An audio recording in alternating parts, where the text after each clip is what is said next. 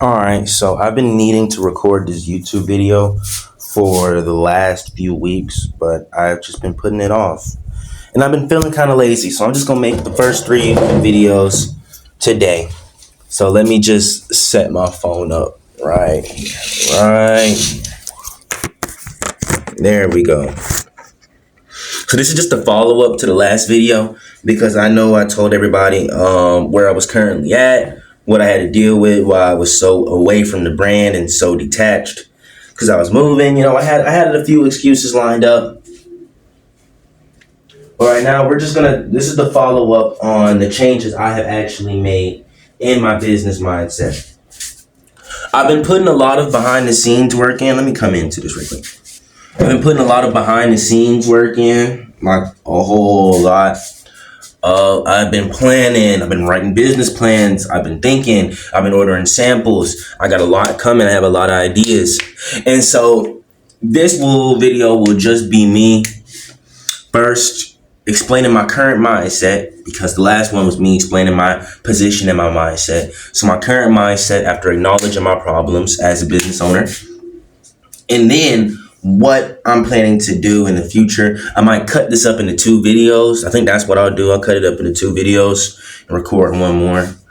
But so my current mindset is I got out of the sadness. I'm not really super sad anymore. There is a few personal things going on, but that shouldn't come in between my business too much. Last video around that time, I was depressed. I was confused. I was lost. I was going through a culture shock because, when you go to an entirely different place, it's a huge culture shock. Like, I didn't know I'm not supposed to flush toilet tissue down the toilet here. Like, you gotta throw it in the trash can.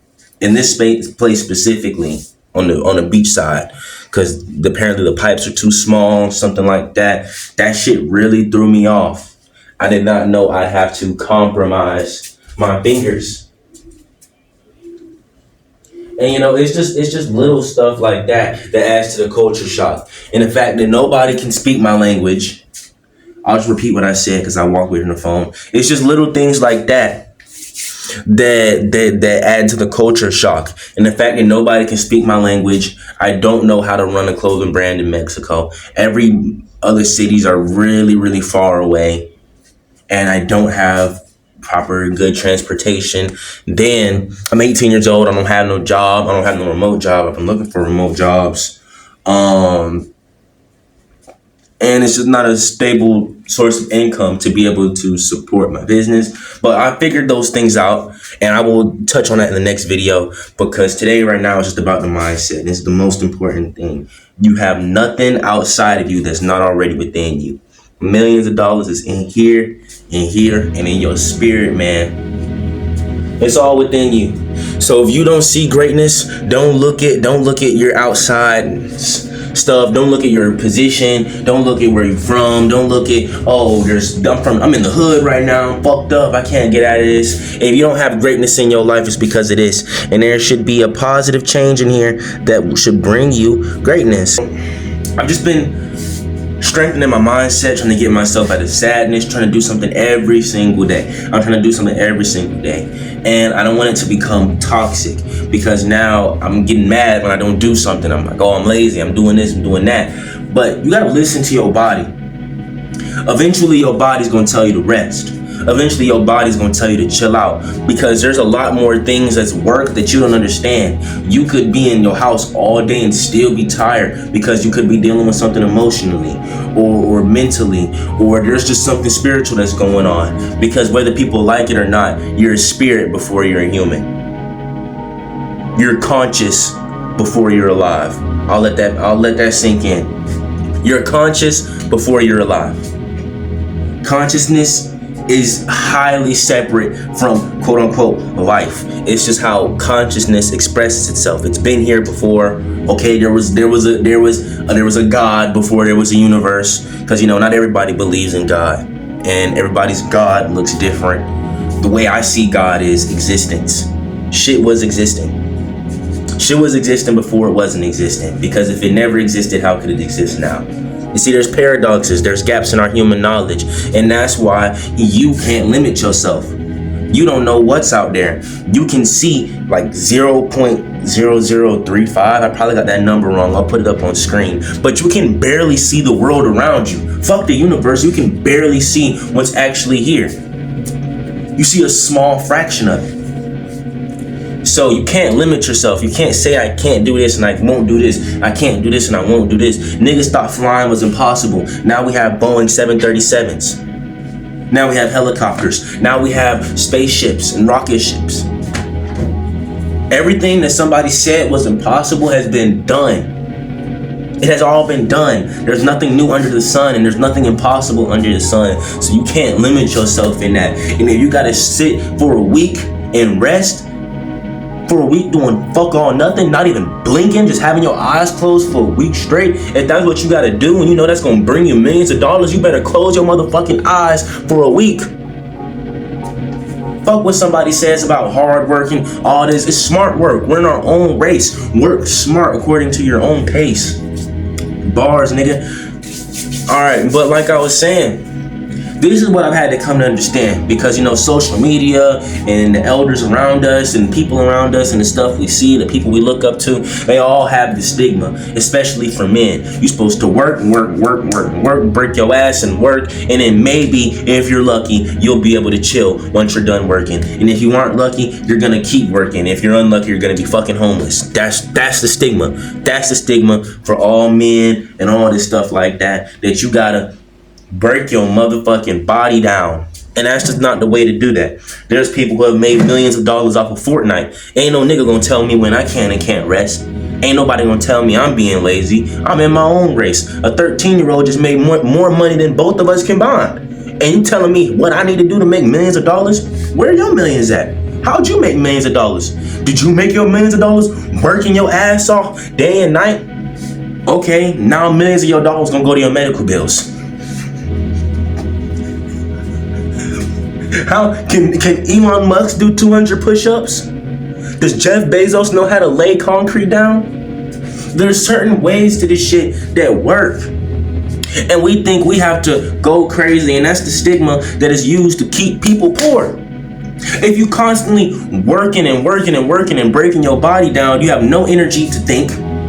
You have no energy to get your mental together. You have no energy to heal, because if you're working all the time, you can't rest and heal. It saps your energy, and it's a ruse, it's a lie. Humans are not meant to work, because if we was meant to work, we'd be working all the time. We wouldn't be smart. We wouldn't be building buildings. We wouldn't be doing all this shit. We'd still be building giant pyramids, thousands of us trying to pull fucking 2-ton stones on logs up a 300-foot pyramid. We'd still be doing shit like that instead of having power drills, tools, cars. That's smart work. That's not hard work. I bet making a car was hard. I bet making a car was hella hard. I bet making the first wheel was hard. But once you start thinking smart, you're like, hey, we don't have to make stone wheels now more. We can make rubber wheels. That's where you get into. That's the real hard work. It's up here, not breaking your body down. We'd be gorillas. We'd be 10 times stronger than what we're supposed to be if we're not supposed to use what's up here and what's in here. In your spirit, in your perception. That's all life is, your perception. How you see life. And the way you live life is the way you see it. What do you see in your life? Do you see misery? Do you see corruption? Do you see terrible politicians? Do you see 2 people versus 2 people? That's on purpose. That's on purpose. You don't have to see that. You don't have to see that. That's what you're choosing to see. What you're choosing to see. You're not choosing to go see the beautiful beach that's 30 minutes down the road from you. Or the kids having a time of their life playing in the pool. Or going to the billiard room or whatever with your partners and playing pool or something. Hanging out. Having fun. You see, life is fucked up, and that's exactly how your life is gonna be, because that's what you bringing it to. Where energy goes, where attention flows, energy goes. So my mama taught me, where your attention flows, energy goes. Where attention flows, energy goes. So my mama taught me. And whatever you put your attention on is what all your energy is gonna go into. All your energy gonna go into that. And so that's after understanding that and after like really coming to the acknowledgement of it. Because somebody can tell you something, but you'll never truly understand it. Like a nigga can teach you 2 plus 2, but what's the value of 1? Exactly. Why does 1 plus 1 equal 2? We know it equals 2. It's logic that it equals 2, but why? You don't fully come into the acknowledgement of it. You have the knowledge, but you don't come into the acknowledgement of it. The 1 plus 1 thing is just an analogy. Okay, so this is where the change comes in, because when you're having things that's being fed to you through social media, which is mental programming, Nazi scientists figured this out. They was trying to find ways to mind control people and control people. And I mean, if you niggas like the Nazis and you getting all these people to go and do all these murders and mass murders and set up these concentration camps, you need a little bit of mind control. Because I don't give a damn. I don't give a damn who my president is. You want me to torture these niggas for 18 hours? Babies? They had to do some type of mind control. That's not human. I don't give a fuck. That's not human. But they basically said, if you repeat something over and over and over and over and over again, eventually they'll see it as true. Eventually they'll see it as true. For example, the Life and Scars nigga. Everybody thought he was dead. Everybody was saying this. Whole time he faked his death, allegedly. Allegedly. And then again, even if he faked his death, that would still prove my point. Because somebody said we faked his death, and now everybody's saying they faked his death. And now, okay, he faked his death. But we have no proof of it. We just have what the internet's saying. Another example of this, a more common one, A, B, C, D, E, F. You know that shit from the bottom of your heart. You know it. You know it. You know the whole song from the bottom of your heart. You know why? Because you heard it so many times that it's true. A, and what comes after that is B. That's true. What comes after B is C. That's true. Right? Not because you sat down and made the alphabet yourself. Oh, I discovered the alphabet, I made it, so this is true because it's my creation. This is some shit that existed thousands of years before you was here. But you know it's true. Even though your parents could have lied to you. They could have said, actually, B comes before A. You know, that would have been true to you because that's would have been what you was taught since a baby. So when you have all these mental conditions and then you take into the account that the brain is not just what keeps your body moving and it's your emotions and it's your consciousness, it's literally a machine, it's a tool, and it's a supercomputer. And whatever you put into that supercomputer is what it's going to make. If you make an AI that's made specifically for memes, it's going to make memes and it'll never make rocket ships in its entire life. If you make an AI that's made for rocket ships, it'll never make a meme in its entire life. Artificial intelligence is us just putting our intelligence into a computer. We add our humanity to things. That's just what humans do. We add our humanity to things that supposedly shouldn't have humanity. We add humanity to dogs and animals. They're capable of feeling love, but we treat them like they're us. We treat them like we done gave birth to the dog. Like his litter came out of us. We treat the dog like family because we add our humanity onto things. And so when you understand these things, it's important to see what you're adding your humanity to. You also got to take into account humanity is powerful. We can destroy the planet in the press of a button, the whole planet gone.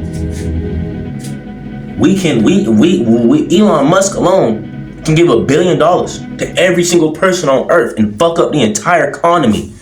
And that's a good thing. He's giving $1 billion to everybody, but then $1 billion wouldn't be shit. You feel me? So it's a good thing and a bad thing. So it's just all about mindset, and it might seem like I'm all over the place, but it's just important things about mindset, and to really bring it back and to narrow it back down, because I dig it all over the place. Where your attention goes, energy flows. So I've been putting my attention towards bettering myself, towards just getting up every day and trying to do something. When I figured out for me personally, putting a rigid schedule, okay, you're gonna wake up at 8 o'clock, do a workout, then you're gonna do school, then you're gonna do that, it's that and that and that. It's not working. And I feel like training my mind to do it without a schedule would be more powerful. Because no matter what's going on, I'm gonna wake up, I'm gonna have my routine, and I'm gonna know how to handle my day and structure my day just off the top. Because what happens if my phone breaks and now I can't access that schedule and then I'm all over the goddamn place. But if I can do it from within, that'll be more important.